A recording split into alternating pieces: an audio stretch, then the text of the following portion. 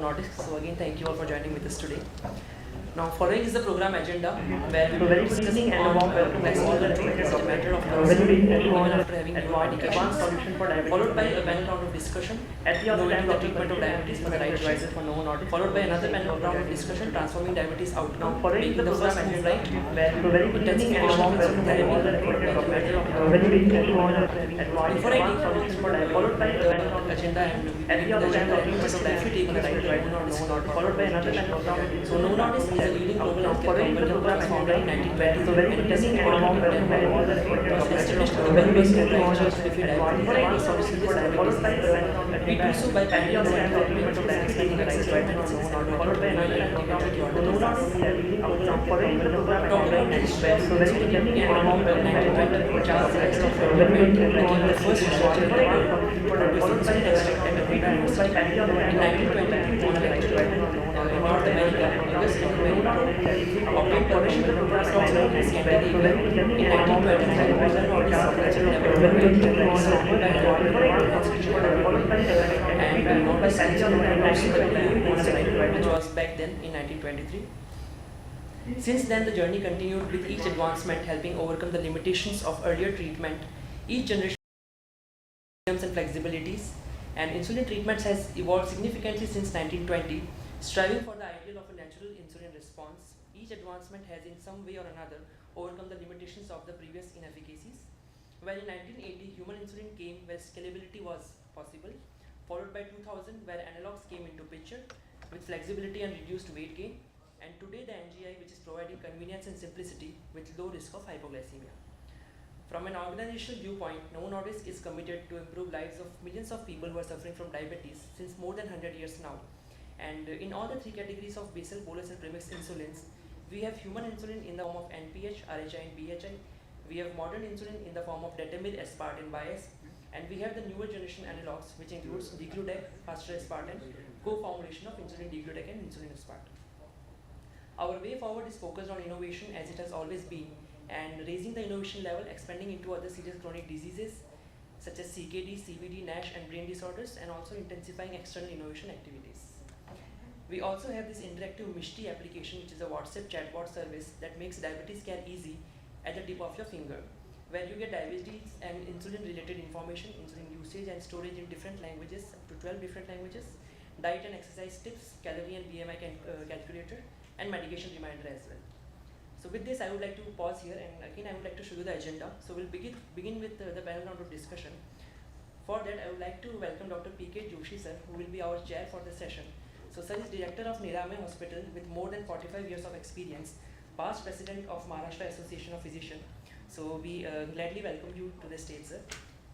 Now I would like to welcome Dr. Shailaja Kale ma'am, who is the director of Dr. Shailaja Kale's Diabetes and Specialty Clinic, Director of Orange Diabetes Foundation, Associate Professor of KEM Hospital, Pune, and has multiple awards on her name. And now I would like to welcome our panelist, Dr. M Prasanna Kumar sir, who is a former Senior Professor and Head of Endocrinology at MS Ramaiah Medical College, past President of RSSDA 2007 and 2009, Endocrine Society of India 2008 and 2009. And our other panelist, Dr. Vaishali Deshmukh ma'am, I would like to welcome you to the panel again, ma'am. Ma'am is Assistant Professor in Endocrinology, Sassoon General Hospital and BGMC Pune, Consultant and HOD of Endocrinology, Dinanath Mangeshkar and Deshmukh Clinic, Founder and Secretary of NGO Sphere, Deshmukh Clinic and Research Center, has been awarded Gold Medalist and multiple publications with more than 25 years of experience. So I would like to welcome Shailaja ma'am to the podium now, and we can begin with the panel discussion.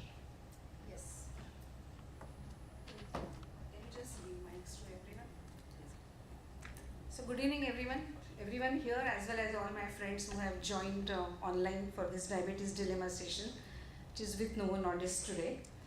So I think this is just one point I want to make before we start the discussion. Though we talk a lot about everything else other than glucose in diabetes management, ultimately it comes back to the crux of the matter is the glucose, where we really need to strive hard to get under its control, so whatever targets we keep. So glycemic control is the matter, which is very, very important. Now, for last 30 years, I am showing the same slide. Pictures change, numbers change, but the the main point is same, that the prevalence of diabetes is increasing very fast. It is increasing worldwide, increasing much more in India. But it's Anjana Mohan's work which she has published last year. It's a very big, massive thing which she really did a good population-based survey, and which says that yes, type 2 diabetes is very, very high in India, in all the parts of India. And it's what I feel, the matter is not type 2 diabetes and pre-diabetes, but the patients with undiagnosed diabetes. That's the most important. For everyone, there is one or more undiagnosed people there in the society. So I think that we should all remember. And we know that in India, it's undiagnosed and pre-diabetes, and the problem with diabetes in India, which we will discuss, why we are having lots of problems, why lots of complications, and are we under-treating them? So in spite of so many good medicines, still when it comes to any survey, almost 2/3 of patients are not under control. Though we have such a fantastic drugs, very good insulin, still any survey will show you the same. Plus, there may be some inertia of using insulins, which we all accept, not only from the patient side as well as from our side, and that may be the reason, definitely a contributing reason to why these patients are not under control, which we expect. So just to set the stage right for the further discussion today, we will be discussing some routine clinical aspects of type 2 diabetes management. Please give me a mic.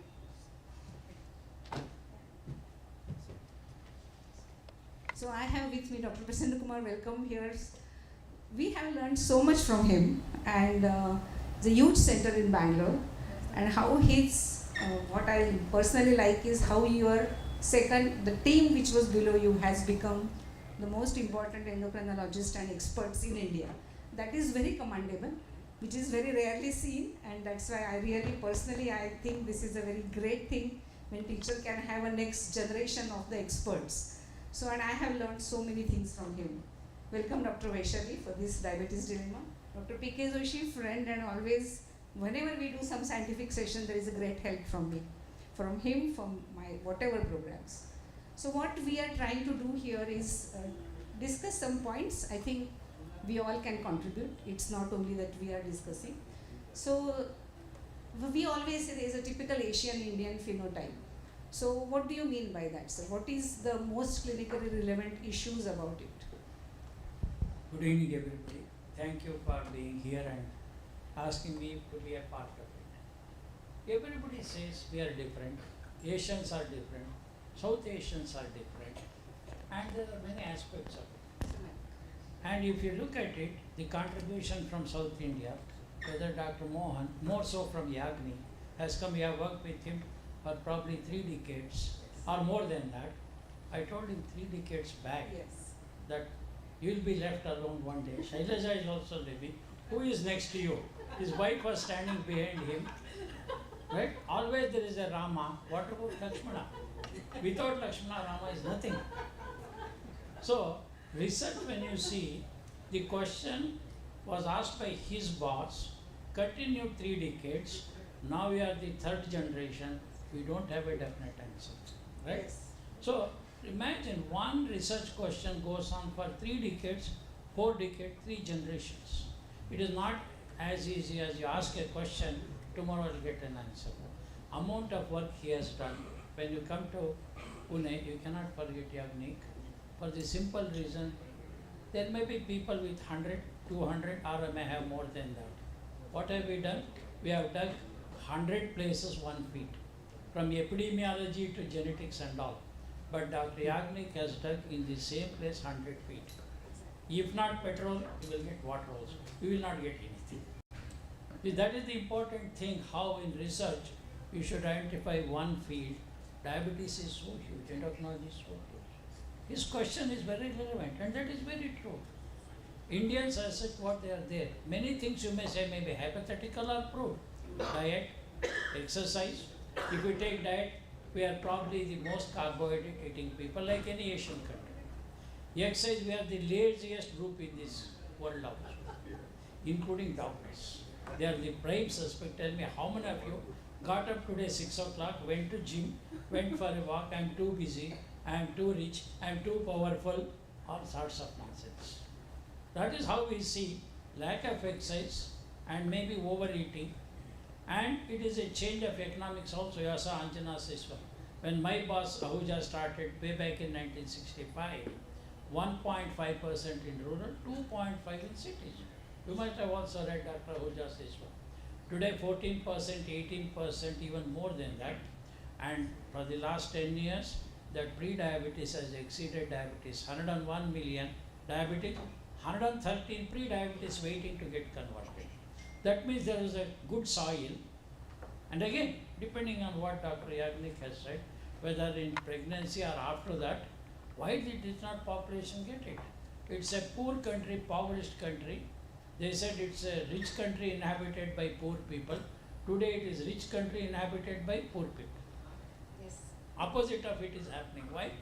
Because there was green revolution, IT revolution, software. Pune, Hyderabad, Bangalore are the one. Then there was biotechnology revolution. What is recognition today? Evolution is eating revolution. Everywhere, as if, I think Saturday, Sunday in Bangalore, it's a shame to cook at house. Every hotel. Everywhere. Right? Same And with from- in Pune. Here. Yeah, Same I with- was in Hungary. What is your religion? Sir, our religion, Christianity. How many people follow? 90% are Christian, nobody follows. What's your religion? Eating is our religion. See, people drinking, eating, making merry, happy and all that. So here is a population starved. If they continue that starvation, again coming back to Yagnik, when fetus itself continued like that, they are not having problem. Our mother, grandmother, great-grandmother, 8 to 9, 12 children, and everybody improvised. Our generation, Dr. Shrirang, you also agree, from poverty to plenty we have seen. Second thing is choice, everything, whether it is food or dress or car or including marriage also. So everything you have a choice for that, and that has made where the soil was there, we didn't know how to handle this carbohydrate because it was less, fat was less. When a poor man gets money, he first thing is buys food, carbohydrate cheapest, next costlier is protein, last is fat. That's how we fight. And least is the fruits and vegetables because they are most expensive today, from 100 rupees to 800 rupees also, whether apple or. This is how this population. Again, Yagnik was the first one who said thin fat Indian. Yagnik always says, please don't call this thin fat Indian as a syndrome. It is one person compared to another person. Unique or Yagnik is not a universal phenomena. All Indians are thin, all Indians have more fat. But given that proportion, we have more fat, maybe 25% to 55%. So we have much more fat compared to others. So this population not exposed to that sort of a energy food, whether it is famine or whether it is malnutrition and all, overnutrition, obesity, same data shows 65% of Indians are obese. I am true in your practice also say, my patients are also saying. And what they were talking, malnutrition related, where is it today? Disappeared. Malnutrition has disappeared, overnutrition is the one. So these are the causes of diet, lack of exercise. I don't want to go to slides. When you say panel discussion, Sam GP Moses said, it is a pre-prepared drama. Madam, this is the question I am going to ask you. This is the answer I have already given slides. What is it you are doing? As I said, we are less number. We want all of you to get involved. This is not a unidirectional learning. If I am come here to teach, I am neither professor nor I am learned man. We want to listen to you, and Dr. Joshi has more than 4 decades, 5 decades experience. Many of you have 3 or 4 decades. So your own impression, it is not necessary we are great researchers, epidemiologists, epigenetics like Professor Yagnik and others. But in your own clinic, you see your patient when you started in 70, 18 rupees. When you ask 25 rupees, 25, madam, you passed just yesterday. Take 20, next time we will see. Today 1000 rupees auto rickshaw driver, housemaid gives, I feel bad to take 1000 rupees from a housemaid who goes to, return of consultation. Or from poverty to plenty, these are the reasons why. There may be many other things. But this, I think, is a simple social, cultural, ethnic, moral, religious, spiritual, whatever damn thing you say is responsible. Yeah, I think the whole crux of the matter is this plenty things which has created this phenotype, which we always talk, and it's not only resistance, but which ultimately creates beta cell dysfunction because of all this. So I think, so these are the 4 cases I would like to. So one is young person, 27 years old, BMI 22, he diagnosed, these are newly diagnosed type 2 diabetics, and A1C was 11 at diagnosis, he never had any symptoms. So a thin person, 27 years old boy almost, and with very severe hyperglycemia. There's another 38 years old lady with BMI 25, diagnosed is A1C is 9.5, the history of GDM in both her pregnancies. So this is GDM converting to type 2 diabetes, not very obese. This is typical 45 years old gentleman, obese, centrally obese, at diagnosis A1C 9.8, fasting 220, postprandial 250, blood pressure 150/94, dyslipidemia, typical what we call as a full-blown phenotype of Indian type 2 diabetic person who has central adiposity, obesity, hypertension, dyslipidemia. And someone is at 65 years old, male person, with BMI 28, he got newly diagnosed with just A1C of 7.5. So these are the patterns which we see in patients when they come to us. I don't want to go into the complicated nomenclature of clusters.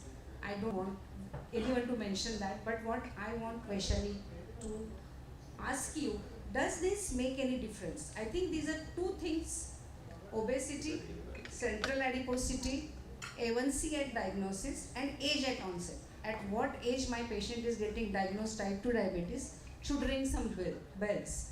So does that make any choice, like which patients need insulin? We just saw that many patients which they need insulins are not given. They are not aggressively controlled, and we always say we need to be aggressive.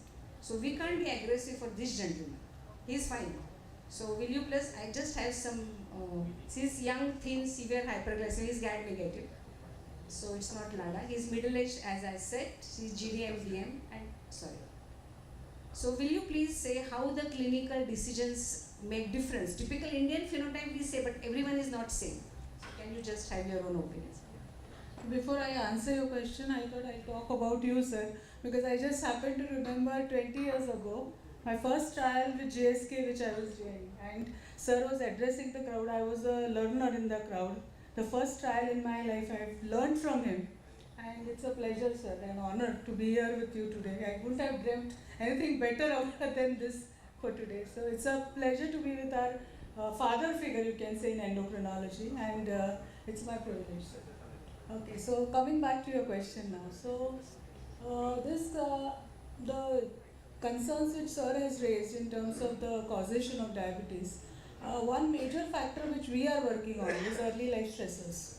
And early life stressors are increasing drastically in the current status, high carbohydrate stuff. So this multiplication of cortisol and insulin, which happens very early in life, is the first thing that goes wrong in a child's life. And there starts this whole metabolic syndrome axis, which we know, which sir has already mentioned, that it is there at birth. So we know that most of us are having metabolic syndrome at birth, in terms of hyperinsulinemia, in terms of insulin resistance. So what actually this chart shows, that this spectrum of insulin resistance is much, much earlier than what we expect in the normal physiologic course of time. And second important thing that we see in this is that it is irrespective of BMI. So it is, as sir mentioned, the body proportion, the body composition is more important rather than the weight as such. So considering fat as an organ of dysfunction in an Indian is a very important activity that we have as diabetologists. I think I keep on telling my students also that when you're talking about diabetes, think of fat as an organ, not pancreas alone as an organ. And here the fat dysfunction, excessive fat related metabolic disorder, is what comes as diabetes. So I would not say I'll negate the BMI, but I would not give that much of relevance which normally we have traditionally been taught. So BMI 22 with a poor body composition has the same risk as this person with central adiposity has. So I would definitely like to analyze this person in a different axis in terms of the fat dysfunction. Most of these patients turn out to be type 2. So they may not be type 1, or they may not be LADA, or they may not be even the pancreatic diabetes or the malnutrition related. They may still be type 2. They may have a good C-peptide, they may have, but nevertheless, Indians are very commonly having insulin deficiency also. So that becomes a prime difference from the Western population, that having said that there is high cortisol, having said that there is high insulin resistance, there is an additional element of insulin deficiency coming up very early in life.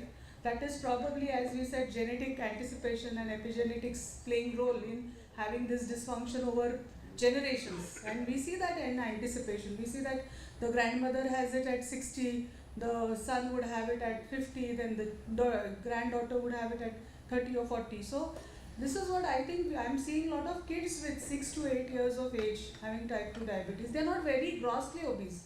I would say that they're just slightly overweight. But even then they are coming with diabetes. So I think it's a big problem, and we need to see it in a different angle altogether rather than putting them into separate categories. So you want to add something? You spoke about the cluster. Life was simple 50 years back, only 2 tablets, metformin, sulfonylurea. What do you mean? Insulin resistance or insulin addiction. That's all. Other than that, then it became more complicated. The choices were more. Insulins was only one, plain and Lent. 60 years back, only plain. Then Lent came, then mixed came. Now we have hundreds of years spoiled by choices. Now when you talk of cluster, let me know how many of you remember all the clusters they say, whether SID, SID, LARD, MARD. It's all right to put these slides and go on talking to people just to show all this. But it comes to the patient, any of you when he is in front of you, do you remember all these things phenotype? Do you really bother about it? These are 4 patients, as we are discussing. Doesn't matter which category they belong to. As you said, individualized or treatment. Exactly. All these things are more of what is known as ornamental knowledge. Ornamental knowledge is good to show off. But when it comes to practice tomorrow morning, that you see what you learn in the dark, switch off light, you cannot practice in the daylight tomorrow morning. Yes. So it is fine to talk of that. As she said, we don't bother about those things. Exactly. So I don't want, but what I wanted to say that be aggressive at least in these first 3. We need to bring it down the A1C and need everything together, whatever we have available.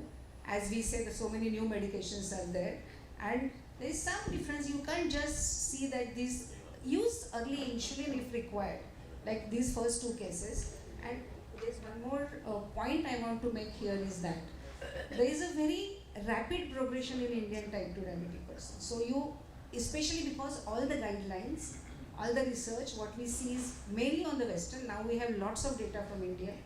But when we see like a typical impaired glucose tolerant person gets frank type 2 diabetes. So if you see American diabetes, white Caucasian, it takes 5 years, 5 to 7 years. There was a Finnish diabetes study which showed almost 7 years, the European population, to get frank diabetes. The Chinese dark ink study, again 6 to 7 years, though it was a thin population. But in our population, Professor Ramchandran has shown just 2 years, and many times there is no stage of impaired glucose tolerance. Just a high-risk person gets frank diabetes because of all the things which we discussed. It's not only glucose, but even I think kidney disease. How many times we see 260 as a urine albumin creatinine ratio, and just next visit it is 2 grams. So rapid progression is also one of the very, very important phenomena or speciality of our patients, which I don't see anywhere in the world, and that's why we need to be using more and more drugs for everything. Not only glucose, but the adiposity point was very important. So unless there is lots of this adiposity, then it creates a beta cell dysfunction. So the more the young patient getting diagnosed as a type 2 diabetic, his beta cell dysfunction happens because of this bad adiposity, plus of course some genetic factors which we say, but it's mainly the lifestyles of both. Beta cells also fail along with insulin resistance, and because of this adiposity. So rapid progression is one of the main things. So when we manage diabetes, there are standard things which we come. So early and aggressive A1C control. So what do you feel should be the target, and how should everyone progress to treat, like every 3 months visits, to when should they increase the drugs? What's your take on that? Can you just advise? So I think all of us know that the average target on you can see on a mass scale we expect it around 7%, but it has to be individualized for individual patient, because for GDM you would go still lower, you would go around 6. For a patient with renal disease, you would try to keep it 7.5. So age related, and the population that we saw, the younger population, we want to be more aggressive and more to the target as early as possible. So what Madam was rightly mentioning, that early use of the right therapies, and here comes the point of inertia actually. So inertia in treating especially a new diabetic patient is still existent even in the era when we are talking about so many therapies coming. So I think that is one point. We think that abhi to pata chala hai diabetes, abhi to diagnose hua hai, we can wait. But I think when the patient is already diabetic, we have already missed the bus. So we should be taking all the diabetics very aggressively, because they have already lost 50% of beta cell mass. They are already in that status of dysfunction. So I think every diabetic patient should be thought of very aggressive treatment. I would want to get the patient to target within 3 months. Now, if it is not possible, you can follow up these patients aggressively and get them under insulinization, intensification, and all those measures. And fortunately, today's generation has all the drugs, which we didn't have 20 years ago. 20 years ago, I just could increase the dose of glibenclamide here and there and give lenti and plain. But now you have all the type of formulation with GLP-1 analogs and so many new drugs coming up. So I think we have a good armamentarium. The right use is the problem. Correct. So I feel that every visit patient does in a clinic is crucial, and from our side of the table, it has to be aggressive.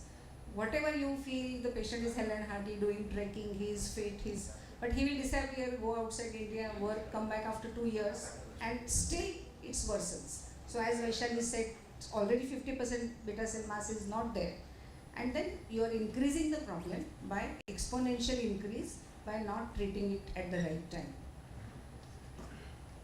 Sir, Dr. Prasanna Kumar, I want you to have few words about, because whenever we talk about aggressive, we always hear about hypoglycemia. So we all say severe hypoglycemia is bad, but I want you to mention even the relative or a mild hypoglycemia. Can you just have your comments about this hypoglycemia thing in the patient of type 2 diabetes? There is so much, I think, a hype created about hypoglycemia. It is like accident and driving. You want to go, say, from Pune to Bombay, and you go in probably Maruti or something like that at 30 kilometers. Don't go in car. If you have Mercedes-Benz, drive at 120 kilometers.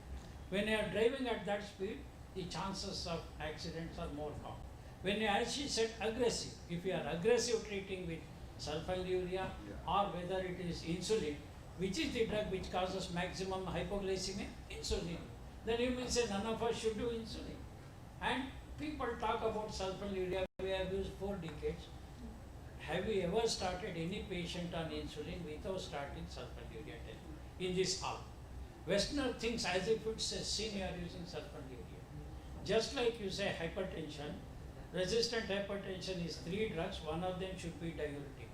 So oral anti-diabetic failure is 3 drugs and one of them should be sulfonylurea. They may say bariatric surgery, GLP-1 analog and all, it never happens in practice as such. So that is why hypoglycemia is taken into account. But don't run away with the impression that hypoglycemia is something alright. In your 40-50 years experience, sir, have you ever written a death certificate, cause of death is hypoglycemia? Show me one case in your lifetime. Has anybody written that? You dare not write. You talk hypoglycemia dangerous, it causes cardiac, blah blah. Never you dare to write hypoglycemia cause. I think it's a hype created most often. Alright, we want drugs which causes less hypo. Even metformin can cause hypoglycemia. If a drug does not cause hypoglycemia, that means it does not work. Symptomatic or asymptomatic. If the car does not cause accident, then it has no wheels also. Exactly like that. So let us not worry.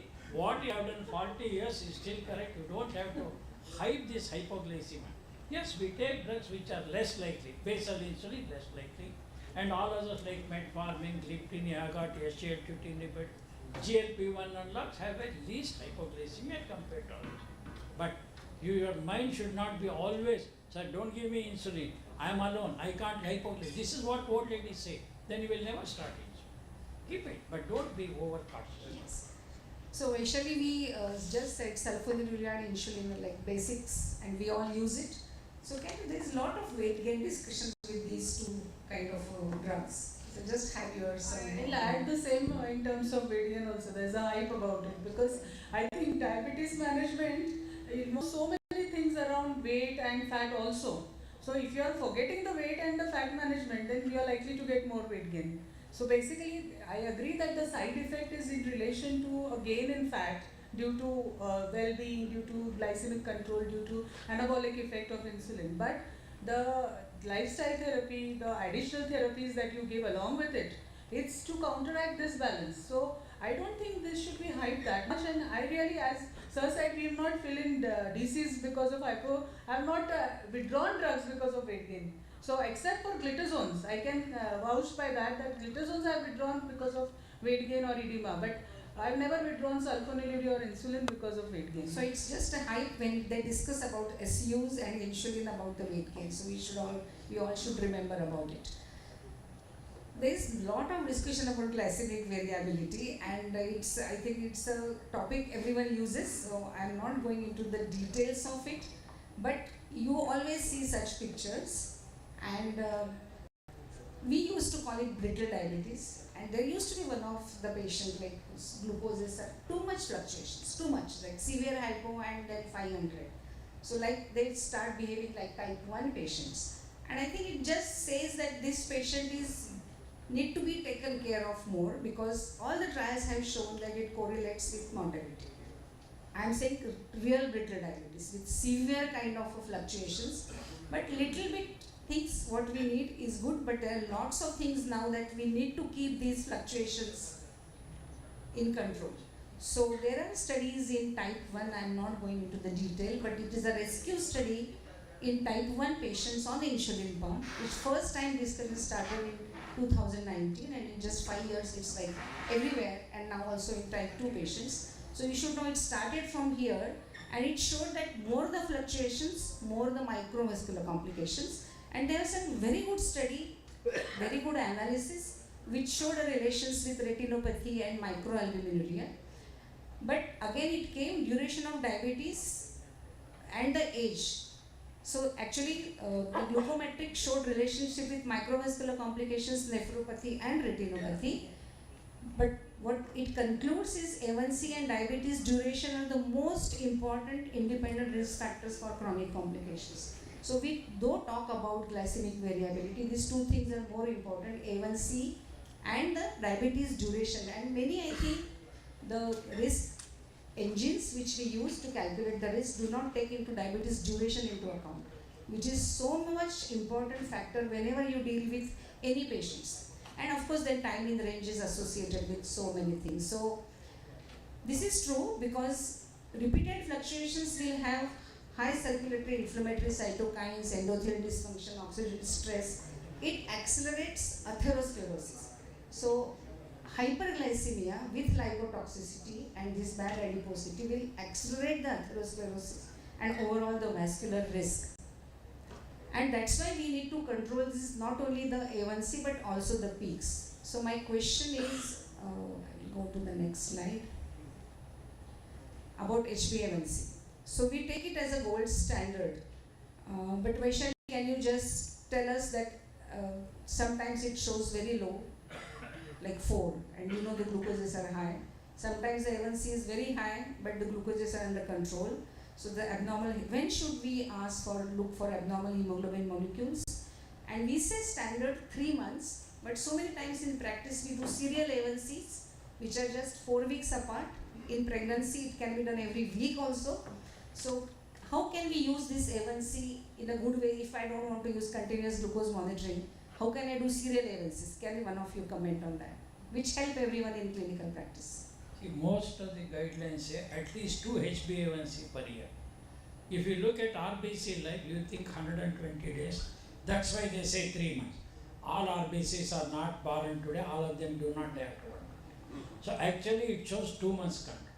But look at your patients, How many of your patients get 4 HbA1c per year? What is the cost of it? And if you want good control, what you do? Change the laboratory. He'll give 3.5 also, right? And all patients, even if let us say there is a disparity between blood sugar and A1C, if you send him to hematologist for thalassemia and all, patient will come back spending 10,000 rupees. And at the end of it, they say not anemia, chronic renal failure, pregnancy, so many things are going to change. When once in 3 months I see those who are well controlled, even if we say 3 months, they will come after 4 months or 6 months. If everybody comes every 3 months, and last 40 years I should see 300 patients per day. Fortunately, they don't come. So that is why affordability, availability, whatever. Ask them to check at least 4 times in a year, they may do 3 times or 2 times. And again, if a city has 10 laboratories, you draw the sample, send it to 10 labs, you will get 10 different values. You should be doing high performance liquid chromatography, which not all laboratories have. Pune is all right. Somebody coming from Sangli, some other place, he brings blood sugar 109, HbA1c 6.2. When you do it is 9 and blood sugar 400. So because of affordability, there is no national standard for glycated hemoglobin, NSG. It should be there every country. We don't have after 30 years. So that is why use your discretion. I always ask one blood sugar, fasting and HbA1c, or 2 hours postprandial HbA1c. More than that, self-blood glucose monitoring, that is cheaper, better. If it does, it shows always blood sugar 100, 140, A1C 9, don't bother. Always 300 and HbA1c 5.5. Without doing glycated hemoglobin, you can say, yes, it is not reliable, don't bother. This is how I practice last 40 years. Take it where you think good, but ignore when it is not. Who can afford CGMS, 5,000 rupees 14 days, 10,000 per month, 1,20,000. Even a millionaire will not afford, nor he has got it. It is not blood sugar, it is interstitial sugar. And it's nothing but an algorithm. Other day I checked, who asked you to put CGMS? Do it 80. Your own blood I am doing in front of you 180. 100 milligram difference between that and patient gets controlled. It only shows a trend, it's not. I will not put so much of CGMS, only where it is necessary, where I am sure this disparity has. This is my practical. Yes, absolutely. So structured home blood glucose monitoring can be done in a month. Take an average. So many my patients do. He wants to. Yes. You are on this one. Patient self-monitoring is very important, and that is the real record we should give most important to. And we can draw a lot many things conclusion, and we can say some laboratories are little varying too much. The HbA1cs are coming 9 and patients show very good control all through. So this we do experience in practice. You should talk about your experience also. Yeah, exactly. Then it becomes bidirectional. Yes. I am yet to hear from the crowd. Yeah, anybody, your experience, CGMS, HbA1c, right? Yes, yes. I think CGM. Yeah, exactly. There's See, so we can many talk times something it's here, discussed. but Yes. if you don't practice, it becomes just a exercise, nothing else. Yes. And there's a lot of emphasis is given about this contribution of postprandial and fasting. I personally feel all glucoses are important. As I said, at least we focus on A1C. That is also good enough, but we need to control to get to that magic number of A1C. And because we are actually so many choices are there as an anti-diabetic drugs, different insulin, your point, and we can really play with these glucoses of the patients and with different drugs without hypoglycemia, no weight gain, and create some magic and have this both. So you were mentioning about high carbohydrate in India. So how does it affect the glycemic excursions and the peaks and the postprandial, which will again contribute to the. So we all know that there is a postprandial surge of insulin and glucose, and if we see a typical Indian meal pattern from breakfast, lunch, and snacking, and then dinner, late dinners, all these are keeping the person constantly in a postprandial state. So the person is never fasting in the literal sense. Only the time he is sleeping is the time when he is really fasting. That too, some people tend to eat even at night at 11, and all the night workers are used to having a snack even at midnight. So I think you need to understand. I just exemplify to my patients saying that it's a switch of the body. You on it and the system just starts. You are exhausting the system. You just have to rest it. So you can fast if you want. You go for whatever Dikshit diet, intermittent fasting, one meal a day, whatever is good for you. But cut down your portion sizes, cut down your meal times, cut down your volume of food consumed. Everything matters. And when we are talking about carb, we are also talking about balancing the diet. So we are talking about proper proportions, proper nutrition associated with it, and we are talking about a lot of issues related to the brain and the nutrition. So we are talking mindfulness in nutrition.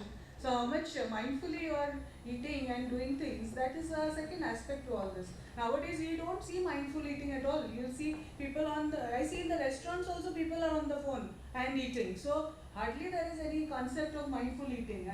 So I think there are so many things which add to all these excursions. Yes, sir. We do Indians have a high postprandial, same amount of carb consumed than other people, Yes. Westerners or Agreed, Caucasians. sir. So that response to the carbohydrate is more high. And plus we have got the first phase insulin secretion to the food is very badly affected as compared to the others. So the bad genes are So- what we have inherited. True, but So- that means we should more concentrate on postprandial surges, which are more complicating for cardiac and other atherosclerotic progressions. Yes, so that was very important point about food. I think that is, and we as a treating doctors, we don't give that much of emphasis, and then all the apps and the lifestyle things becomes, which do not advise correctly, become more famous, and poor patients pay for them in huge amounts. If we take a little bit of time out, if we have chosen to treat diabetes, we can't neglect it, and we need to take into account what Vaishali was saying, details about lifestyle, stress and diabetes. So I think what we covered in this first part of the discussion is about few things about A1C, hypoglycemia, aggressiveness, and for every patient.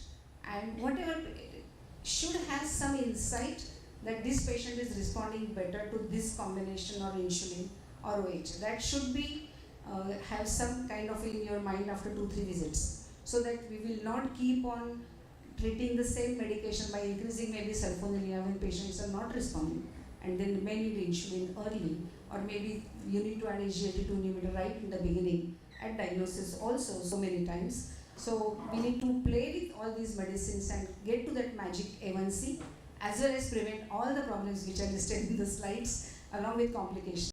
Good goodness. So thank you so much, Dr. Prasanna Kumar. Thank you, Vaishali. Thank you to Joshi. So I think I will hand over this to Dr. Joshi for the further panel discussion. Thank you, ma'am. Thanks. One small question I wanted to ask is, if the A1C is not that reliable during pregnancy, especially in our anemic patients and all, so what should be our strategy? Best is monitoring blood sugar. Unlike others, in pregnancy targets are clear. Fasting around 90, 1 hour later 140, 2 hours later 120. You rely more on blood sugar rather than HbA. If HbA1c you want, whatever limitation, 6, not 6.5. You try to achieve 6% A1c in pregnancy, and you have to do 7 blood sugar fasting, 1 hour post breakfast, 2 hours after breakfast, pre-lunch, pre-dinner, midnight. So 7 blood sugars every day, which is neither possible nor necessary according to me. Many illiterate patients cutting stone on the road, they have their HbA1c 7.5. After 9 months, madam, this is the beautiful child.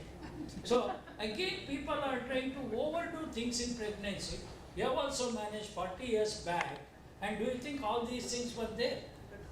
And did you see so much of mortality, morbidity due to diabetes? No. But today every guideline start telling, do this, do that, and as if pregnancy is a disease. And again, gynecologist, I want it to be 90, 85. Okay, you only treat diabetes, we don't know how to treat diabetes.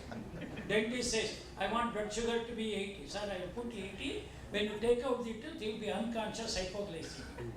Because dentists, when they say, what do they say? Eat well and come back. Right? They do surgery only after eat well. Why do you want fasting to be 80, postprandial to be 90? All these things, I think they are taking to the other extreme.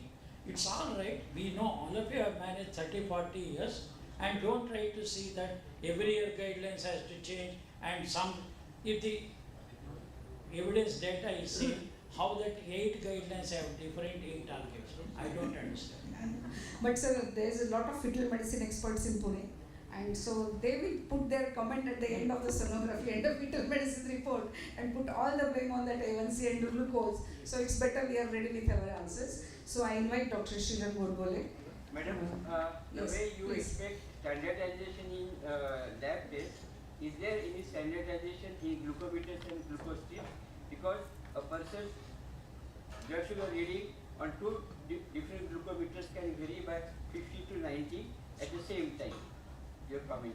I think 5 to 7% difference is always there, and these are now standardized glucometers from these standard companies, which are standardized at the manufacturing. I remember the previously we used to standardize in the clinic by using that solution and whether checking it whether these strips and glucometer is correct or not. Nowadays we don't need it, but only thing strips needs to be sealed correctly. Bottle should be kept packed. It should not get exposed to the air, and also it should not be out of the, at least some days, not very old ones. Yeah, so nowadays that problem is much less. I always tell patients that whichever is the higher reading is the correct glucometer. Whatever the lab gives the higher reading, that's the best lab for you. So that's what my answer is. Now, for Yes, HbA1c, sir, I agree with you. We should have a standardized test for the laboratories, and the association should insist for standardization of the HbA1c test. I think at the higher level you can take this initiative. Treaters today are self-standardized, you don't have to do. They are plasma sensitive also. Problem is not that meter, problem is doing the test. They make a small prick, go on squeezing. So if you do, difference may be 2 millimeter, sometimes patient does difference is 20, 30, 40 because they make a small prick here, go on squeezing, you get serum and it shows low. So that is the difference, whereas if you do it properly with alprica or using a spirit and before it dries, you are taking the blood, everything will go wrong. At least one thing definite, laboratory report when you get, I don't know whose blood it is, when you do glucometry, at least it is your own blood. So please rely on Dr. Prasanna Kumar, be on the stage. You are with Shrirang. In CKD patient, HbA1c is not so good to be reliable. So we do some, there is a advice of doing glucosamine levels. So what is your opinion on that? I have never used fructosamine last 45 years. And people have given up that. They were used in pregnancy. I am sure he has also not used 45 years. It came for some short time. It is 15 days blood sugar. Who can do 15 days? What is it? Instead of that self-glucose monitoring is better than fructosamine or HbA1c in chronic renal failure. So I request Dr. Prasanna Kumar to be on the stage for the next session, and Shrirang will take over from here. Yeah, you can give the. So from the previous symposium, I think the audience must have realized that Dr. Prasanna Kumar, in spite of being extremely academically sound, is eminently practical, down to earth, and he will tell you things which you can actually follow in your day-to-day practice. So in our endocrine fraternity, at least personally, sir, if I want to listen to a voice of sanity, it is to you I look upon to. So, welcome once again to Pune. It's a pleasure having you, and we can always rely on you to give absolutely, in a way detached, absolutely detached from any vested interest, but detached advice. If you want, then this is the right person in front of you. So, the next symposium is pretty straightforward, I think. Basically, treating diabetes involves some strategy. Now, you can call it by any other name.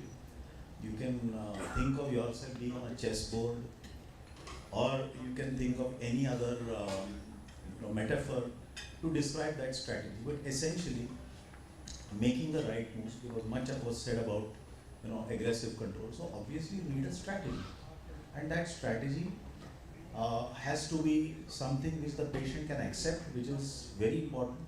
Patient should be able to adhere to a particular strategy.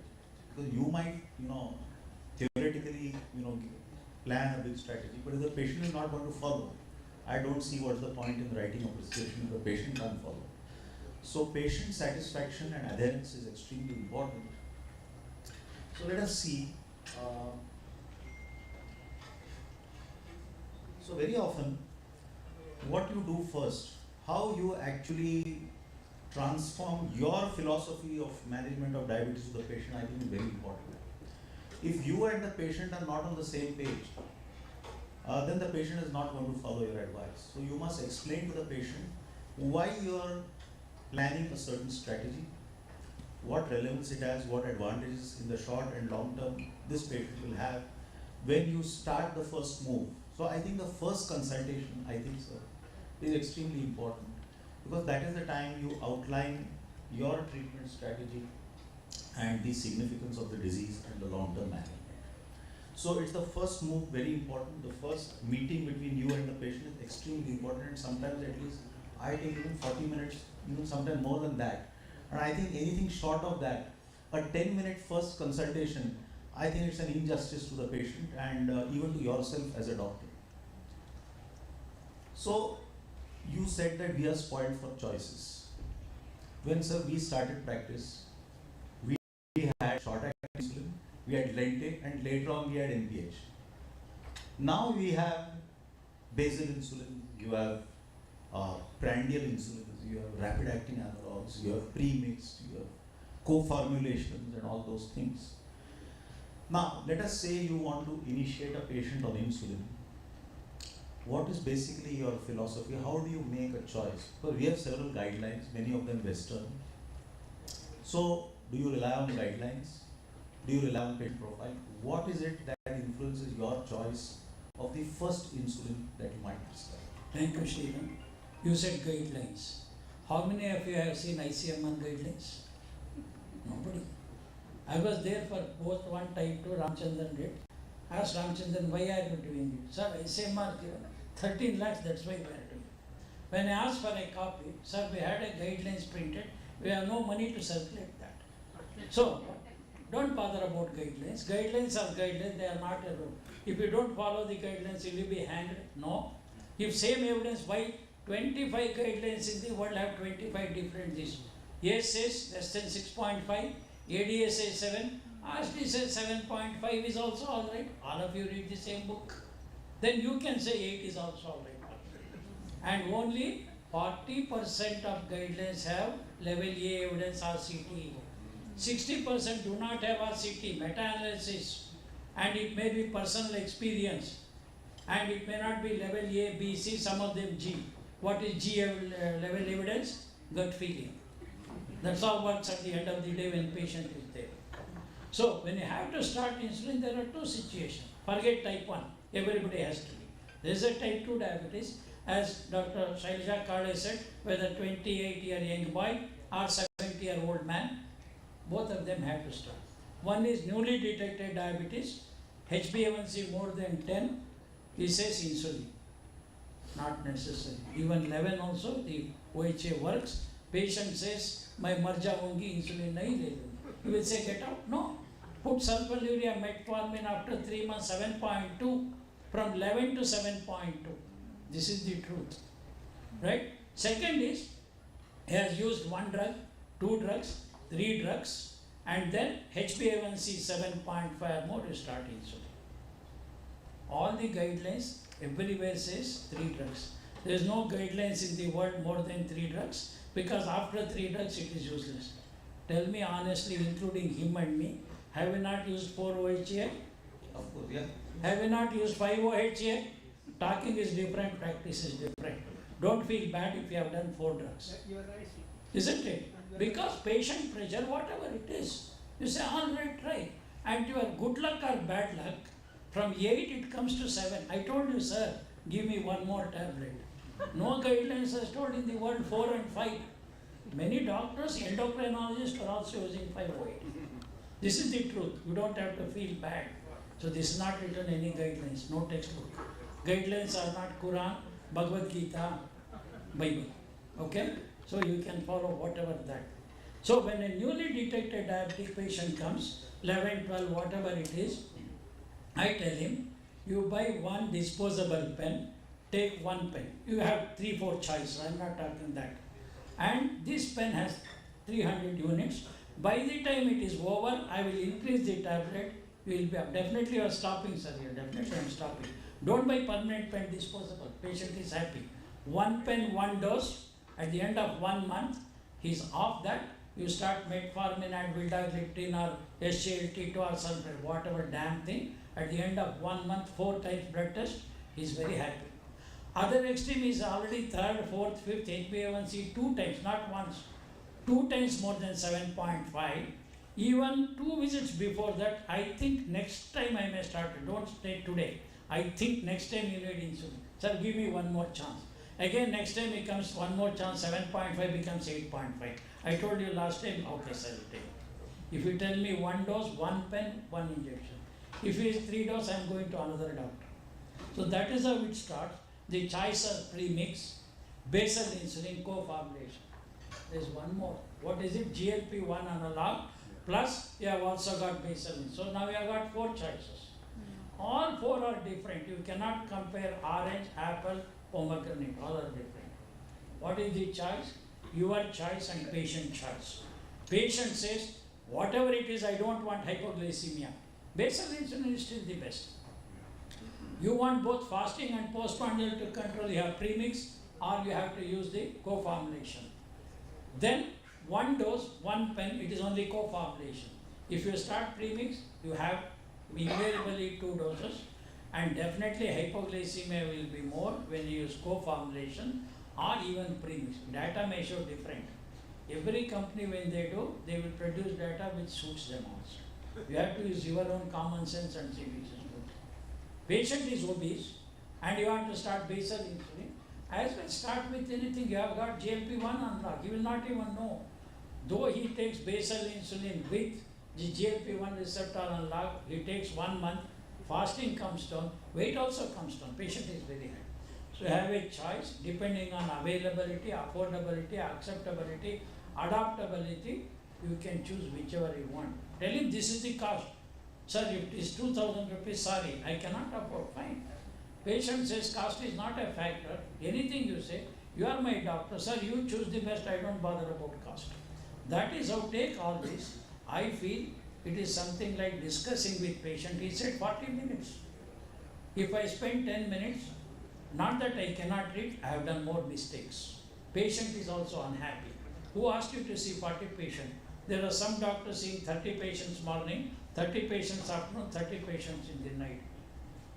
They are super specialists. They are not a family doctor. I am telling them 9 to 1, 2 to 6, 6 to 9. What for you are doing it? All 90 patients go back unhappy. Today patient problem is not that I have to wait for long. It is not you charge too much of money. Doctor does not listen to me properly at all. He did not explain anything to me at all. That is the problem. If you talk 30 minutes, patient will really fold that, touch your feet and sir, no other doctor. You are such a senior doctor, you have the patience, younger doctor, jaldi jaldi bolo, samay nahi hai mere paas. Jaldi jaldi bolo, he is already confused. So that is why spend time with the patient. 40 minutes, Shrirang Godbole, if he says all patient, 100% will not start insulin. Right there, patient refused insulin, would like to try tablet 3 more months. Patient choice. Why? Because if he goes to Dr. Shailaja Kale should not think, what is it, sir? 300 and Shrirang is right, still taking tablet. Probably he is not this one. At least to convince her he should write, patient refused insulin. Or you write, I will write insulin, you need not take it. Patient always, sir, is it mandatory? Is it must? Nothing is must. Tablet is not must. Eating is not must. Sleeping is not must. And even having bath is also not must. I suggest this is good, like American doctors. I suggest it is better you take insulin. I suggest you may need surgery. I suggest you walk. I suggest you follow diet. Why be dictatorial and all that? Just say, in your interest, I think this is best. That's it, finished. After that, it's patient to that. Even 1 hour you can't convince. Somebody tell me, doctor, you are my doctor last 30 years. If you say it is good, I will take today insulin. Somebody says I will come tomorrow, will never come back. So that way you have all the choice. It is simple. The difference between fasting and postprandial is more than 50 premix co-formulation. If the difference is less than 50, somebody has 180, 120, if you give 10 units of basal, it will come down to 100 and no hypoglycemia. If it is 180 fasting, 280 postprandial with 3 tablets, he will not control basal, you have to use premix. Premix has to be twice or co-formulation once. The other advantage what you see, if he is obese, you can say basal insulin along with GLP-1 analog. And definitely some patient, hardly 5% may need 2 of co-formulation, is still better than 3 doses of premix or whatever other things. You talk to the patient, you want vial or syringes or pen or whatever it is. Or you want the cheapest insulin or costlier. Many times patients, sir, can I get it Janaus? Okay, you can take. Is it good? Everything is good. I am not here to say that it is bad or anything. We should not say that also. Patient choice. He may have Mercedes-Benz, he will still buy Janaus Dahlia. It is his choice. Who are you to say it is bad, does not work? Nonsense. I don't agree with that. Then patient is happy. Sir, 3 months I have used this drug, it is working good, continue. What is wrong in it? Just because I have a laboratory, just because I have a pharmacy, doesn't mean I should insist buying here, not necessary. So it is patient choice, whatever it is, difference between fasting, postprandial. But once you start basal, at the end of 6 to 9 months, nobody will be controlled basal. Maximum 9 months basal. After 9 months, postprandial starts increasing, you have to use premix twice or you have to use co-formulation. So, patient discussion, patient choice, and you are there to educate and guide him. What are the advantage, disadvantage? At the end, patient says, I will take insulin this, I will not take insulin, fine, also it's fine. What is there? There is no sacrosanctum. That many patients you see 10 years coming, HbA1c7 has a myocardial infarction complication. Somebody comes once in 3 years, 300 HbA1c, he may not get complicated. Everything is not metabolic. There is metabolic and genetic. Renal, we know that many patients, families have renal failure within 5 years. The gene is there. The gene polymorph. Retinopathy is not like that. Everybody gets peripheral neuritis. It is not dependent on control, it is dependent on duration. 20 years of diabetes, 80% of neuropathy, what tested. So that's why don't be dictatorial. Discuss at least 30 to 40 minutes when you start insulin, not follow-up visit, so that we can decide what you want. So I think the important thing is not to be judgmental about our patients. So, and don't label your patients in your mind, that this patient is non-compliant, this patient is not going to listen to me. No, don't do that in your mind also. Give the patient a chance. Patients change because when they see their reports behaving in a certain manner and you have been telling something, and like you said, I tell my patients, if I were you, I would be doing this. That's best. Yeah, that's the best. If I were in your place, I would be doing this. Many times they ask you, Yes. sir, surgery is necessary. If you have to undergo surgery, Yes, where you will yes. go? No, if I need surgery, I will not get it in India. I will go to United States, Pennsylvania. No, sir, that is expensive. No, then I will go to Bartholomew Hospital, London, only 2. So that's also expensive. Then you go to Bombay, Leelavati, you will spend only about 75 lakhs.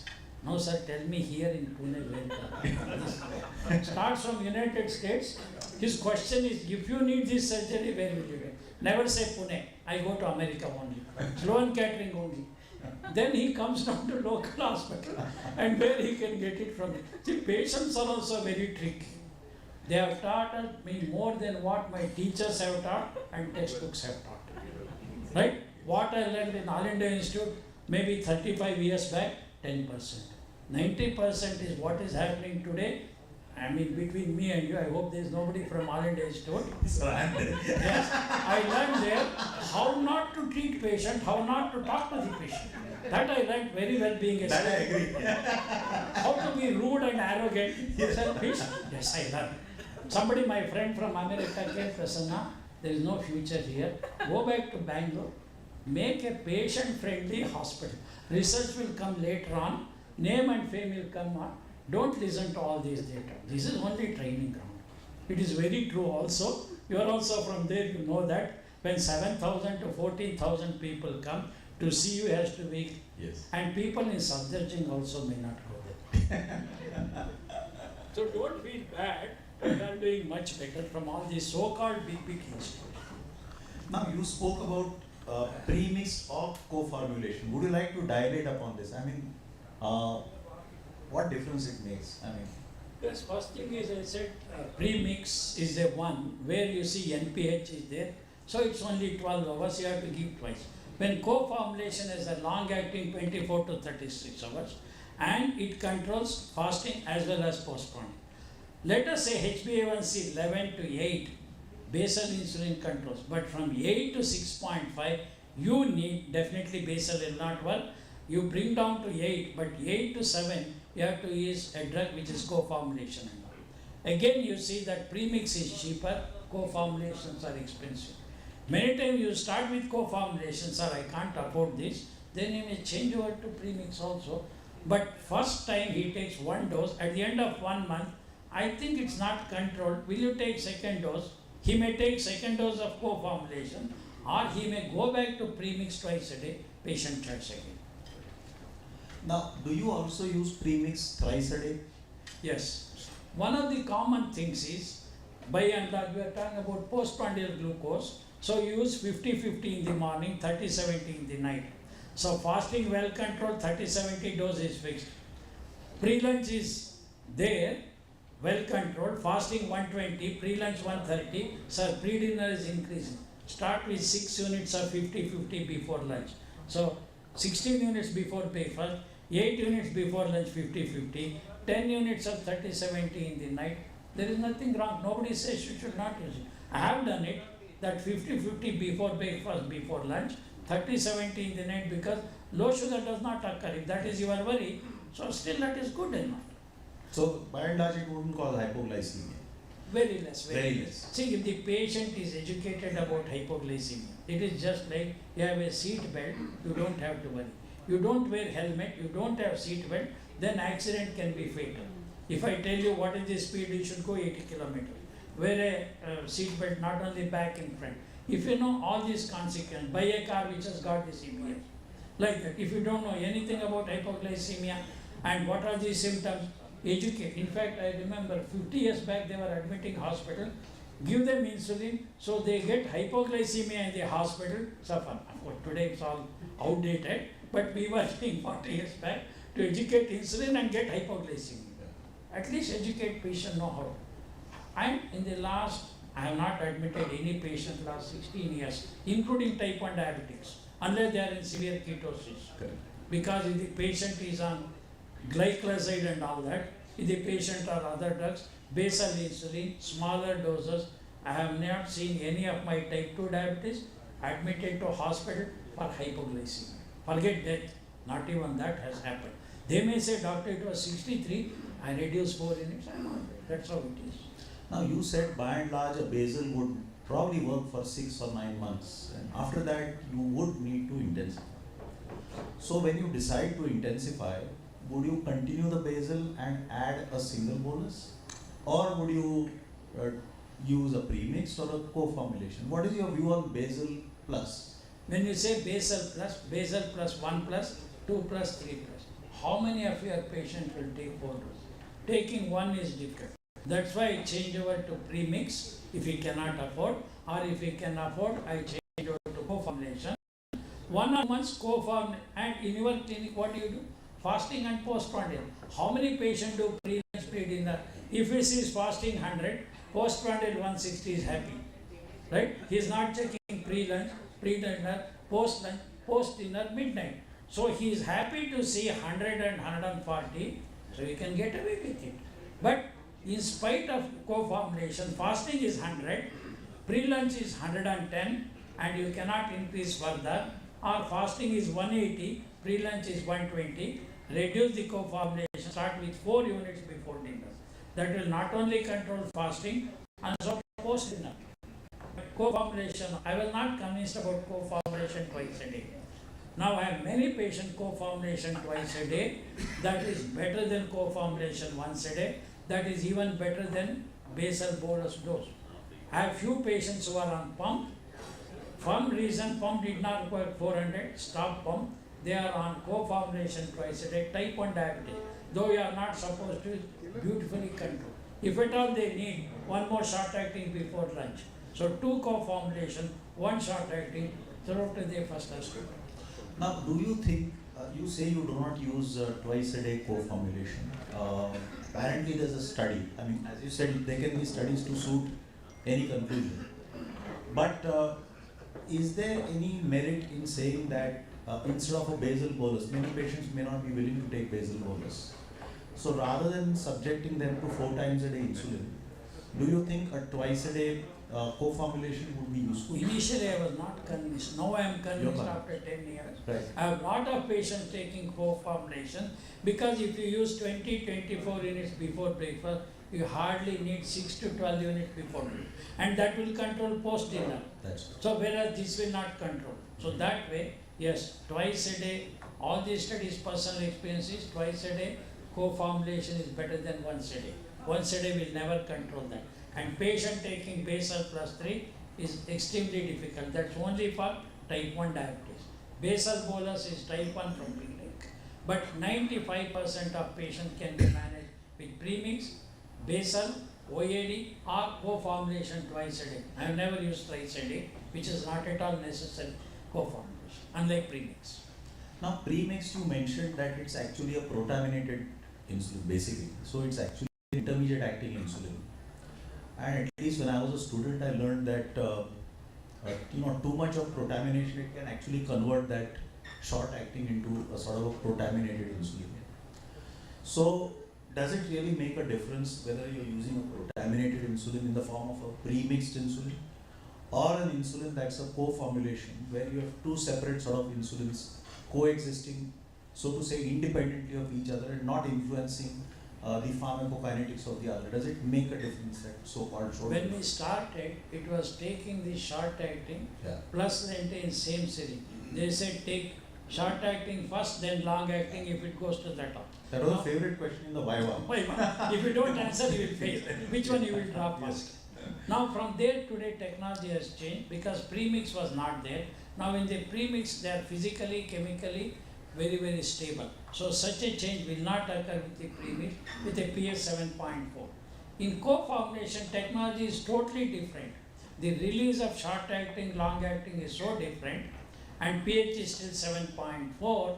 That way physical, chemical stability, pharmacokinetics, pharmacodynamics do not change. So with that, co-formulation are a great leap beyond the premixed insulin.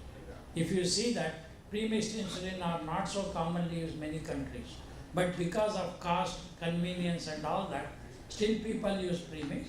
As long as HbA1c good doesn't matter. As long as you reach safely from Pune to Bombay, whether Mercedes, Maruti or Rolls Royce does not matter. Safety is important and how you reach the goal.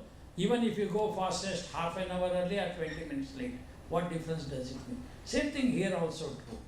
So that is why I don't say one is sacrosanctum, one size does not fit. Patient have every choice. You give him a choice and let him choose depending on availability, affordability and all, rather than being dictatorial as you said, this is the only insulin. I don't think so. Everything is useful in an armamentarium. From starting what we started metformin, after 50 years it has stood. But I have to choose the best tablet, best insulin, best method of pump is there. How many of you are using pump? Even if you give free, sir, thank you, I don't want pump. Many of my type 1 diabetics are 6.5 without pump. They are doctors, 40 years taking insulin, no complication. Even if you give free pump, they are not willing to take. Pump is not an answer for all. So also all these technology is there, but it should be used with discretion and the goal is more important than the road. So just to clarify for the audience, previously we were taught that short-acting insulins are clear and intermediate or long-acting insulins are cloudy and therefore they will require a resuspension. Is that dictum true today? Today, the analogs, whether short-acting, long-acting are also clear. And then it used to be pre-mixed, then you have to shake, roll it 10 times, but all that is gone. The suspension is uniform, there is no cloudiness or anything. very, very stable. So those rules, what was put 30 years back, is no longer true. And is it milky insulin, watery insulin? Illiterate type 1, it says this is milky insulin, watery insulin. Everything is watery insulin. There is nothing like milky today. And all these things, that is why you cannot look at it and then say is it premixed or NPH or so. Everything is clear insulin. Safety wise, we all realize insulins will bring down the HbA1c, and you spoke a little bit on hypoglycemia also. So do these different types of insulin, the co-formulation, the premix, or the basal, do they differ in terms of safety as far as hypoglycemia is concerned? You cannot compare basal insulin to premixed and co-formulation. Though both of them produce them, and they say this co-formulation has less hypoglycemia or same compared to basal. It is not statistically significant, it is the number they show. So basically whether you use U300 or co-formulation, the hypoglycemia is minimal. At least when you use basal insulin, we never see severe hypoglycemia to necessitate intervention or admission to hospital. It is dangerous to get hypoglycemia because much more dangerous to get admitted to hospital. One simple hypoglycemia, patient is kept 3 days in ICU, he is given drip, he is given so many things, bill is only 60,000 rupees, which you could have treated in your clinics. Even drip is not necessary. No, our protocol says, why are you admitting? Are you putting ventilator? This is our protocol. Who told you this protocol? To admit a hypoglycemia, you never had ICU when you started even MBBS. Have you not managed very well? Today ICU has to be full. So that's why tell the patient, yes, your admission depends 2 things. You have insurance card, then we have only deluxe ward, no general ward. Right?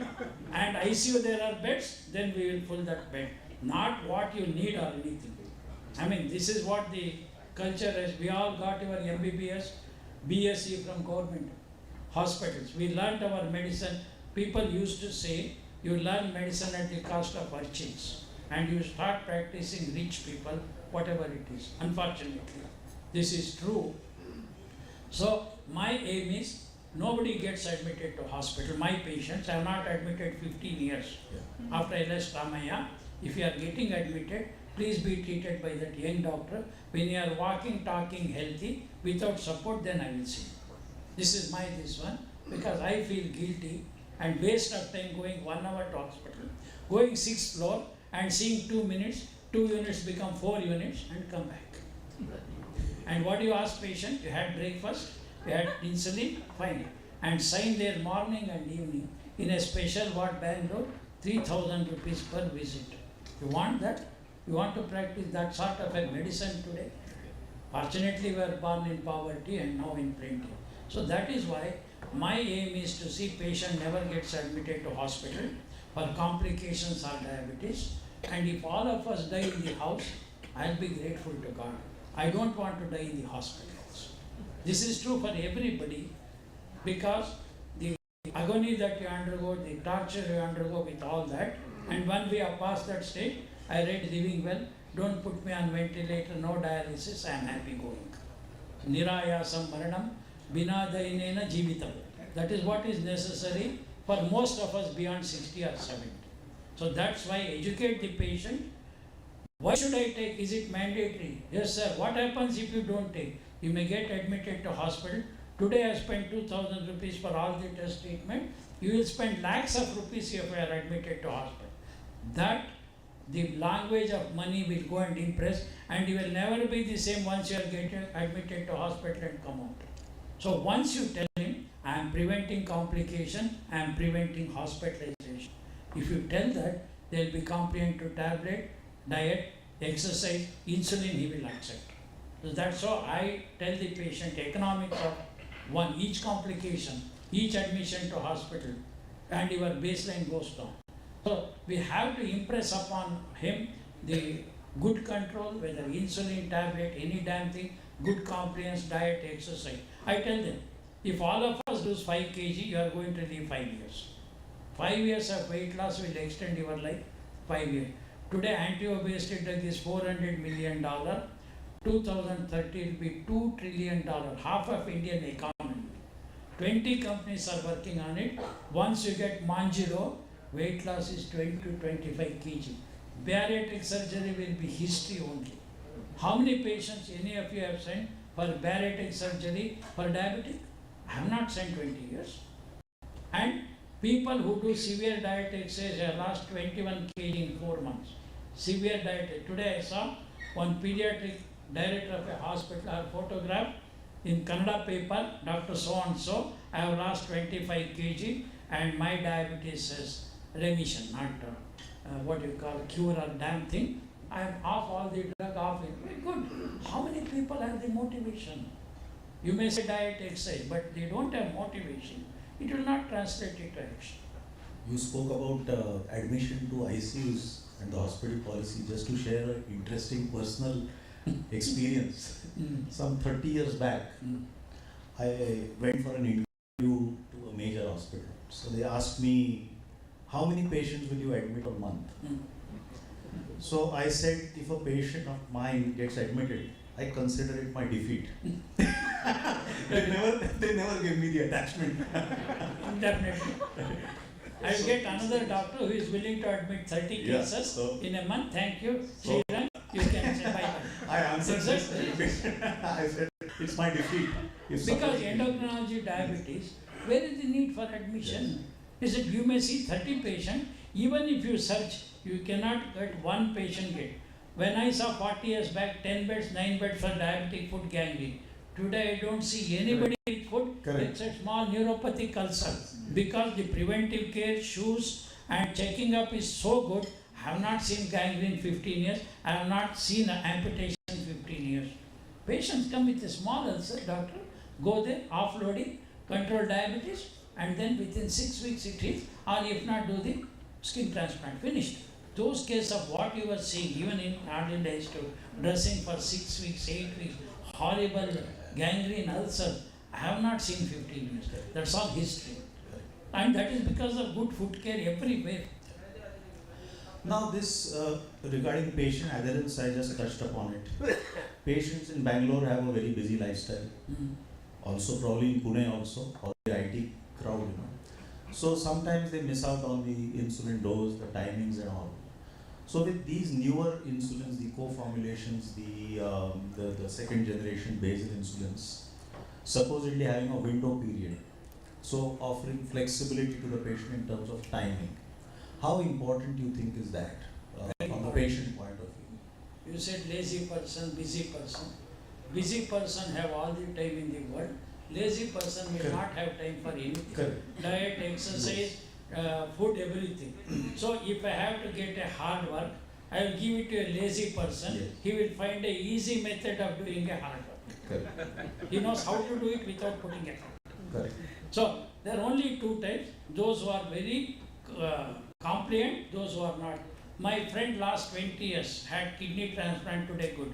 Even if he is in theatre 9 o'clock, 10 minutes, no, 9 o'clock, he will take time. Everything normal, every 3 months you will get all the profile, show it to doctor, pay his fees. I am living because of two things, taking medicine right time and seeing the doctor. I will tell you, sir, your patient last 30 years come every 6 months, he will not get admitted to hospital.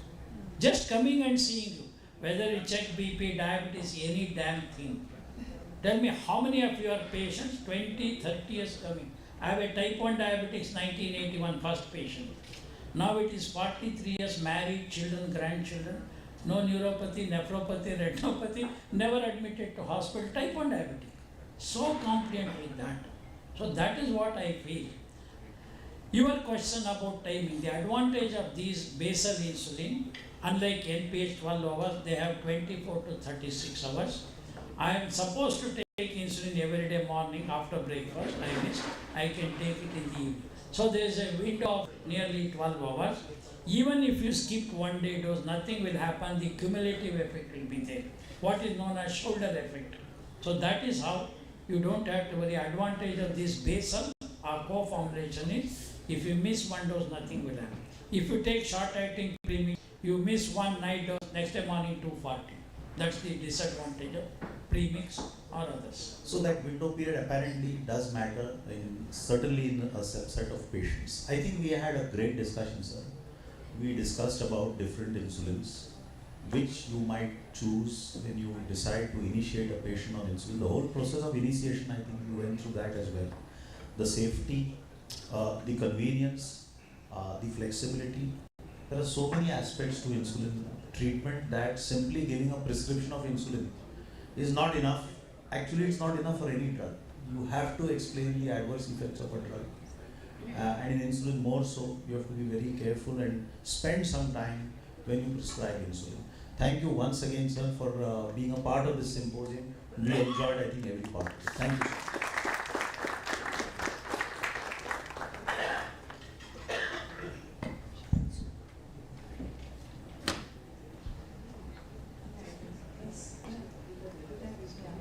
Vaishali, can you just have your comments about the point which you wanted to drive in the next 5 minutes?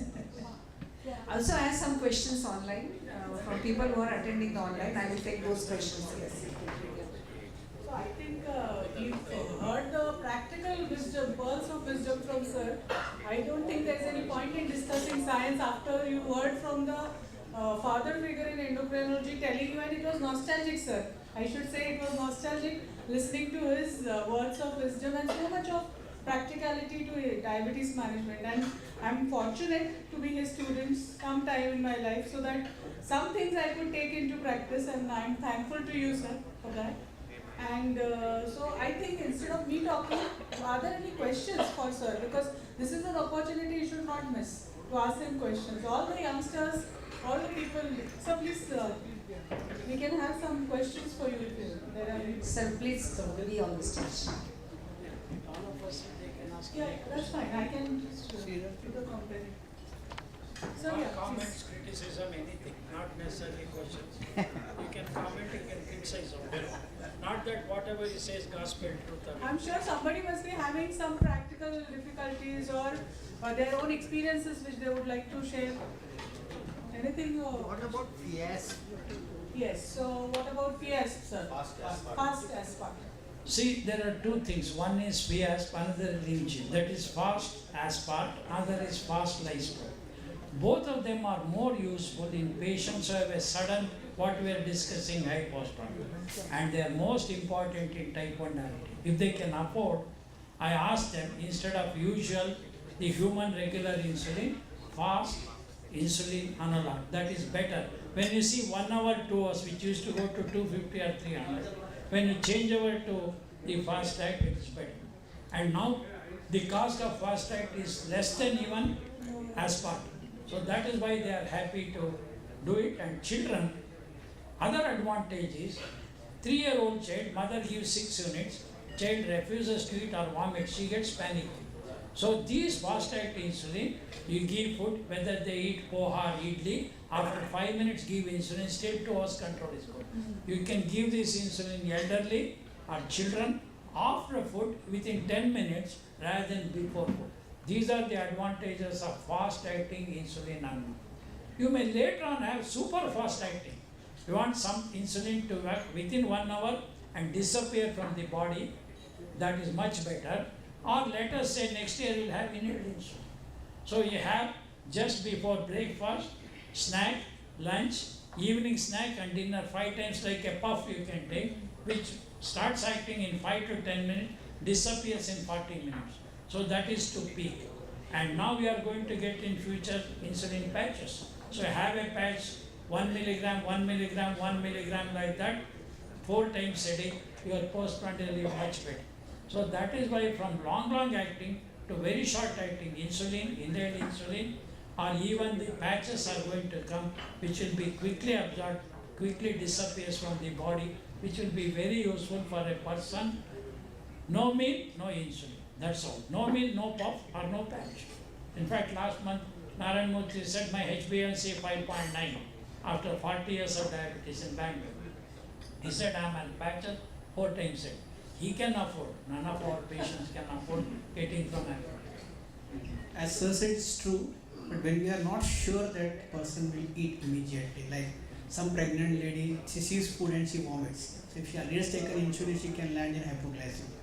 So in this situation, we can give the insulin immediately after eating. particularly children, pregnant ladies, those who have got nausea, vomiting problems, and the food, if likely chance of missing food is there, use this short acting, we can give you a little after age. Sir, how you plan a day in a child with type 1 diabetes, considering his school hours, sports activities, diet plans, how you plan the day, and what are the things you consider on priority basis? Next time we will start 10 o'clock morning, finish 6 o'clock in the evening. I got 4,000 children, started with 5 children. I got 60 centers across India, Karnataka, Tamil Nadu, Maharashtra, Andhra, Dibrugarh, where I am providing insulin for 4,000 children. When my salary was 3,000, I was serving how to give for 5 children. Today, I spend 1 crore and other insulin comes from somewhere. Very good question, I am happy you asked about type 1 diabetes. Diet in type 1 diabetes is different than type 2. In type 2, you adjust the insulin and diet so that the diet is adjusted to insulin. In type 1, you adjust the insulin as per the diet. You cannot tell the child eat small one, eat whatever you want except direct sugar. Protein, calories, the child has to grow. If you give small food, then type 1 diabetes will be stunted. And they need 4 times, that's why basal bolus insulin. The child can eat anything and everything except direct sugar and sweet. That's also not poison. If you don't give, they will go to neighbor house and eat. So once a week you give that, nothing will happen. Suppose today you give half a laddu or barfi, check after 2 hours. Uncle, I took 6 units, it's only 140. Eat it once a week. 1 scoop of ice cream. I don't want any child to take sweetener. It is better to take sweet than sweetener. Sweeteners are not good for children, pregnant women and all. Exercise. Type 1 young or old should do 30 to 40 minutes exercise. 30 minutes, 5 days a week, 150 minutes is to control diabetes. 40 to 50 minutes per day, 7 days a week is to prevent cardiac. So if you are exercise 1 hour per day, 7 days a week, your cardiac fitness will be there. Diet, exercise. Then comes to insulin, it's only basal bolus.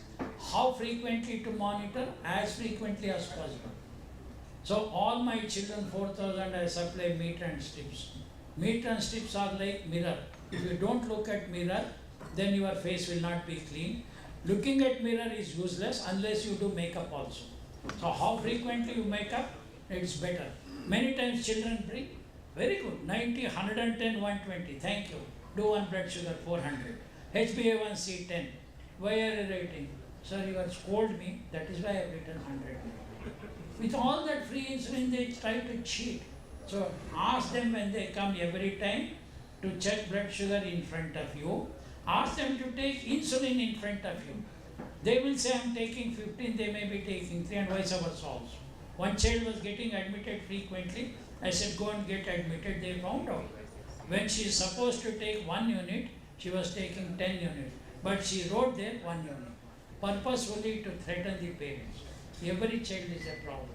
Type 1 diabetes is a different ball game to me. Anybody can treat type 2 diabetes, whether MBBS, MD, DM, professor, Ayurveda or anybody. But to treat type 1 diabetes, you must have seen at least 15 children. Even after 40 years, I can't say I am an expert in treating type 1 diabetes.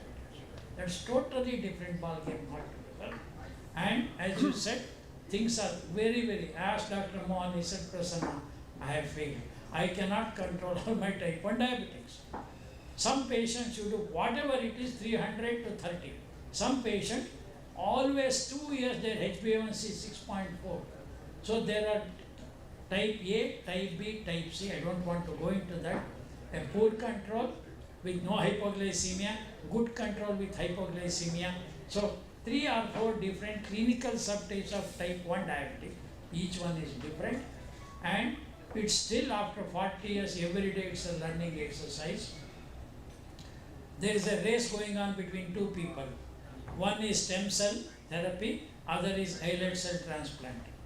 One of them is going to reach the goal of cure of type 1 diabetes. Most probably islet transplant, not bone marrow or stem cell there. Whoever wins the race, the loser will be insulin. Because that day they will stop insulin. One more thing recent has come. If you see last 4 years, not India, globally, insulin usage has come down drastically in last 5 years. What is the reason? GLP-1 receptor One, agonist, GLP, better oral anti-diabetics. With all that, we don't know why. Maybe a day will come when you say, they say 25-30%. Most of the countries have 30%, India has less than 25%. So with new drugs coming, maybe that you are prescribing insulin late, patient also say one more drug is working. So these are the reasons. But type 1 diabetes itself can be 3 days of it. When a type 1 diabetes comes, 40 minutes with me, 30 minutes with dietitian, 30 minutes with educator, the mother cries, child cries, father cries, my dietitian also starts crying, first visit. Because it's a very difficult thing when you say, sir, will it be cured? No. Will you stop insulin? No. Will you take 4 times age? Will you get married? Will you have children? Whether those children will get type 1. They are already thinking 40 years ahead when the child is 6 years. So, talking to them, counseling, and how to monitor. All that I give glucometry. If they do blood sugar every 3 days, who is going to see that adjust? I take care of 50 children, dietitian 30 children, social worker 20 children, and diabetes educator 30 children. So we have to spread different days. So even taking care of 10 children for you, if somebody has my phone 24/7 type 1 diabetes, not even minister in government of Karnataka. Why should I? Because in the middle of the night, one call, you may save the life of a child. Don't think that it's unnecessary call. Once I got a call, this leg is swollen and there is some pain, 14, something is wrong, he is not able to walk. How far is he? 80 kilometers. I told my manager, one thing you do, I have a car and driver, take that car and driver to 80 kilometers, no ambulance, nothing available, bring him by morning 6 o'clock to hospital. When he brings him to the hospital 6 o'clock type 1, orthopedic surgeon puts a needle, pus comes out. If I had not done that day, probably you would have lost that. One phone call, I am happy, not because what I did. Father felt there is something at 12 o'clock, I have to wake up the doctor. Look at this. So that's why every type 1 diabetes is a challenge. Psychosocial problem, every child you can write a book. Management is extremely difficult, but you have to learn by trial and error only. There is nothing like nobody in the world, including Desh shots in America also. He is one of the authorities, 350 papers on that. He is my friend Desh. He is from South Africa, loves cricket. Even he cannot say all his children have 7, with all pump and all. Look at this. The pump usage has increased 23%, 2012 to 18. CGMS has increased 53% from 2012 to 18. Average HbA1c type 1 diabetes 2012 was 7.6, 2018 8.6. In America, technology is not going to change. They spend $20 billion. Our whole health system does not. And what is the result? A1C increased 1%. It is not technology. One thing is mindset. Every father, mother should have the motivation, my child diabetes should be controlled. Unless it is done, all my effort, your efforts are useless. Blood sugar is 400. Sir, give me insulin. Ketone body is present. Give me meat. Nothing goes to their head. They don't understand HbA1c 12. Blood sugar is 400 complication. I want free insulin. He is only asking that. How do I change the mindset of every parent motivated? Forget adults. This is the problem. I think it's very good question, type 1. Let us say in whole of Pune, there may be 5, 10, not more than 20 doctors who treat type 1 diabetes. Spending one full day discussing like this is much more important because 98% of RSDA, local, focal, micro is all type 2. How many times you discuss type 1? Right? I am happy to ask that question. So any other questions? What about combination of insulin plus GLP-1 agonist injections, which are already there daily? Yeah, there are 2 preparations available. That is glargine lixisenatide, recently that, And for a long time they had dulaglutide and liraglutide. Novo themselves never marketed that. Only persons using our endocrinologists asked them. Right? So, because somehow they felt it does not need. But it's an excellent drug, those who can afford. And if I start basal insulin, ask them, can you afford it? It is best for you. About 5-6% cannot tolerate after 3 injection nausea vomiting, but 90% tolerate well. Basal insulin with GLP-1 and liraglutide or lixisenatide, the results are excellent. The dose of basal insulin will come down, no hypoglycemia, weight loss. So if your patient can afford, nowadays I think lixisenatide and basal comes to 1,800 rupees pen, almost half the cost of what you see with liraglutide and dulaglutide. I think by next year, lot of Indian companies will come out with it. Liraglutide is already out of patent, Glargine is already out of patent, and in 1 or 2 years, and if we see, degludec is also will be out of patent. Then you will have lot of patients who can afford available, then you can use it in such patients. Very good, if they can. I have some last few questions online from my viewers who are listening. I think one question is about, we talked about basal and co-formulations insulins, but about intensification and not how to monitor when they are increasing the doses. Yeah, I think that's a very crucial point, that I've seen patients coming with a good monitoring, they write their sugars very ritually, but what they really don't know, or probably due to not being explained rightly or not being given that much of time, they don't understand how to titrate. So how to change their doses, how to intensify. They would wait for the doctor to do that, and that's a common cause of that delay of HbA1c control. So what I usually use in my practice is, you see that there are algorithms, but they are very complicated for patients to understand. I just give them a simple figure, 100 to 200 is their range in which they should keep their sugars. Anything beyond 200 is not good, anything below 100 is not good. So if you are giving these two figures, the patient has this in mindset that my sugar has to be between 100 to 200, and anything beyond this I should go and see the doctor. That is the first thing. Secondly, we give them the freedom to titrate it. Some people are comfortable with 2 units, some with 1 unit, and of course we are more careful in patients with renal disease and hypoglycemia. So I think there is an individuality to the titration which individual doctor can write. In fact, I put it at the corner of my prescription that more than 200 increase by 1 unit or 2 units. So the patient is usually comfortable with that, and what I've seen is that the control of HbA1c is much earlier in such patients. So you don't waste a lot of time if the patient gets involved into the management. The problem is that patient feels it's doctor's duty to control my sugar, and then the whole beginning of that delay starts. So I think here is the role of monitoring and titration. So titration is a key aspect to intensification. If you are starting it at right time but not intensifying it, there is no justice done to the patient and his diabetes management. Yes, absolutely. So just making the patient part of the treatment team, that's what it is. Dr. Maheshwarkar, hello to you. I think he has asked many questions, but I will take 2 questions, just last 2 questions.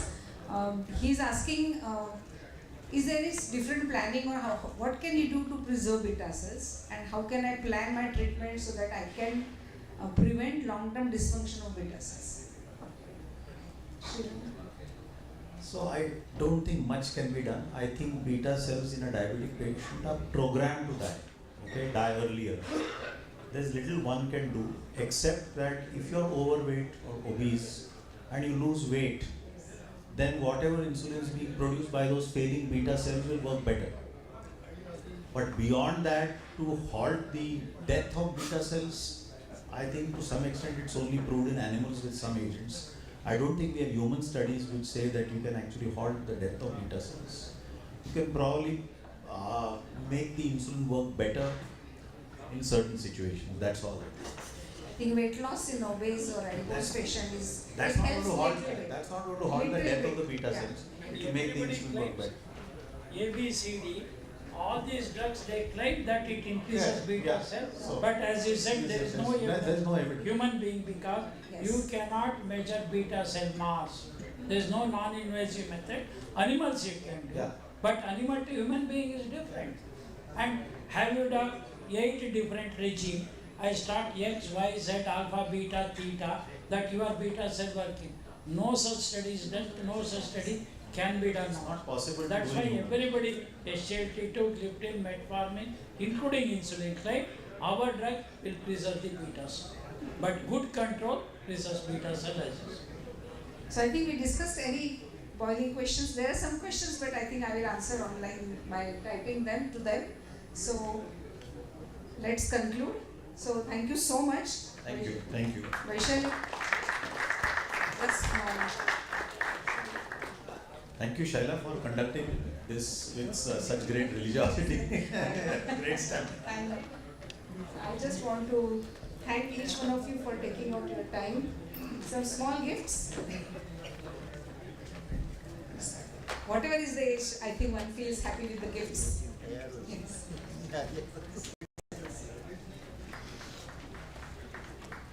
Oh, thank you. Thank you, Dr. Vaishali. I personally feel, Dr. Prasanna Kumar, you have just made our evening worth, because everyone came here spending our time. You came all the way from Bangalore for such a small program.